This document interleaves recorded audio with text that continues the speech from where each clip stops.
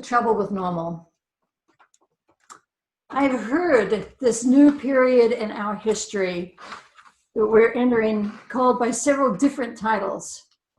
Some are calling this the big collapse, when suddenly, almost overnight, we have seen systems around us failing. The healthcare system has not had the supplies needed to manage the pandemic. It has not had the equipment to deal with the very ill or even the chemicals needed to create new medicines and the testing kits that are required. The economic system that relies on consumers with money has fallen apart as people constrict their spending. And the government systems that have been structured, and the government systems set up to protect us and support us, well, journalist Rob Jensen writes that this big collapse is the apocalypse that we have been waiting for thousands of years, not in the rapture-threatening interpretation of the Christian book of Revelation, but more in line with the original meaning of the word apocalypse, which literally means a lifting of the veil to disclose something hidden. In this sense, we can begin to see beyond the veils of our big industry and government, the illusions that powerful people and institutions have created. We see the ugly truth of the failure to protect people in favor of prioritizing economics. This may be the end times, the end of the systems that have structured our political and economic and social lives. Others are calling this time the big divide. We've been aware of the huge economic disparity gap in this country, and we've been aware of that for a long time. But this has suddenly widened into an enormous chasm. Those who have been in the top percentages of the economy can continue to work from comfort at home. Those of us who work have shifted our work back to our homes with some discomfort and anxiety. And those of us who have even more can move in our private jets to our private islands with ease. But those of us living below the 10th percentile, it's a little more difficult. Before the pandemic began, 43% of the nation were already living near or below poverty, only $400 away from losing their sense of security. That was 140 million of us living without access to health care, without housing security, no paid sick leave, without decent wages, stable work or childcare, no guarantee of safe water in our homes, food, water, and safety, without the basic needs of life. And these are the people continuing to work in this crisis. These are the migrant workers who have been told that it is safe to stay in bunk bed housing if they sleep head to toe. These are the medical assistants caring for our elderly and infirm, advised to reuse face masks and personal protective equipment. These are the ones who now have their children at home, who need to figure out schooling without internet access, while the adults leave them unsupervised as they have to go to workplaces that expose them to viruses. Cut off from unemployment payments if they are determined to be essential, many have to return to work, even if they have health risks and no health care benefits. Atlanta Magazine just published an article called "Georgia's Experiment in Human Sacrifice. The state is about to find out how many people need to lose their lives in order to shore up the economy." That's a devastating title for an article. There's this push to return to normal times, to force the slowed economy to restart. And the result is that those who have the least will be forced to return to work to meet the desires of those of us with the most. Julio Vincent Gambudo, a film producer writing for Forge, has another title, yet a third title for this time.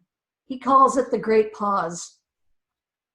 While not minimizing the disaster, deaths and dire consequences for many of us, he notes that this may be a time of opportunity. For years, many of us have been thinking we need to slow down, rethink the patterns of our normal lives. He writes this: "What the crisis has given us is a once-in-a-lifetime chance to see ourselves and our country in the plainest of views. At no other time ever in our lives have we gotten the opportunity to see what would happen if the world suddenly stopped. Here it is. We're in it. If we want to create a better country and a better world for our kids, and if we want to make sure we are even sustainable as a nation, and as a democracy, we have to pay attention to how we feel right now."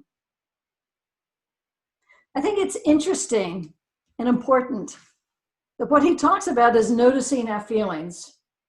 Attend to the depression, the heartbreak, and the anxiety we feel right now. These are real. Notice them. Experience these feelings. Do not immediately try to console ourselves. Don't try to solve anything to make ourselves feel better. Pay attention to what we feel. And what we feel can bring real solution. Because the instinct, our instinct to return to comforting normal habits, the behaviors we have been taught to help ourselves, to make ourselves feel better, may not actually solve our discomfort in the long run. And it may be part of the problem. We've been convinced to look for comfort in a system that equates feeling good with what we own and what we do. With having a new iPhone, or sipping lattes at Starbucks, or traveling overseas, or resting in the perfectly adjustable pillow mattresses. It feels easy and natural to return to these habits, and right now many of us would be happy to spend anything and to do anything and believe anything if it could make this horrible time of discomfort just go away. So Bruce Cockburn, who's one of my favorite musicians, long ago wrote a song with these lyrics. They say, "The trouble with normal is it only gets worse. The trouble with normal is it only gets worse." What has become normal in our lives has actually been unsustainable. And we've known this for years, and it has slowly gotten worse. Those of us in the midst of fighting for the protection of our planet, who have been saying that we are in a crisis, have argued that we must stop these normal levels of consumption and consumerism, but we have not been able to imagine how to make this happen. And here we are, right now.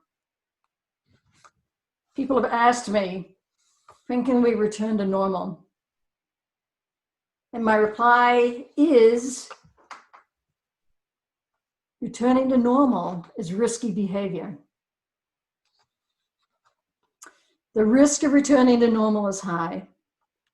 It is not normal to stay at home, but simply by staying at home, we have reduced the projected 2.2 million deaths in the United States. Simply by staying at home, we have heard people tell of seeing the sky in Los Angeles become blue for the first time in their lives as the pollution levels dropped. The streets in New York City are so quiet, people are saying they hear the birds chirping on Madison Avenue. And coyotes have been seen crossing the Golden Gate Bridge. So to be honest, normal has not been so great. It certainly hasn't been good for almost half of our nation.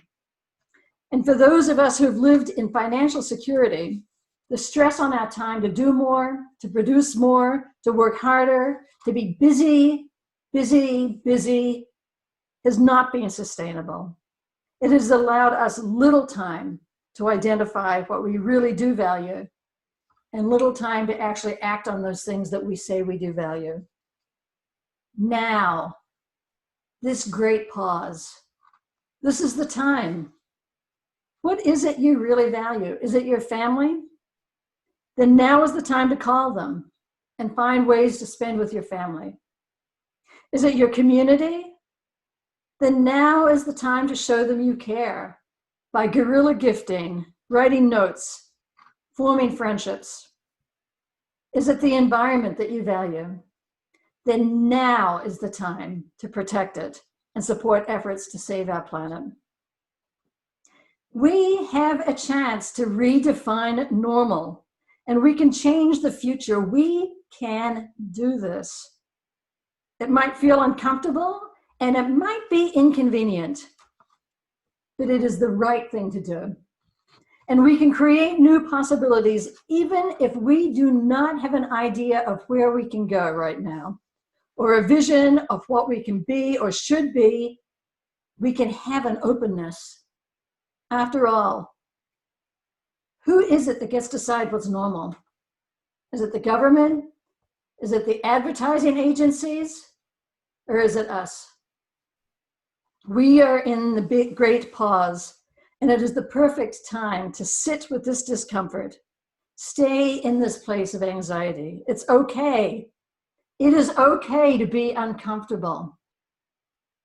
Breathe. Breathe into this. Do not go seeking comfort right away. Ignore the fear.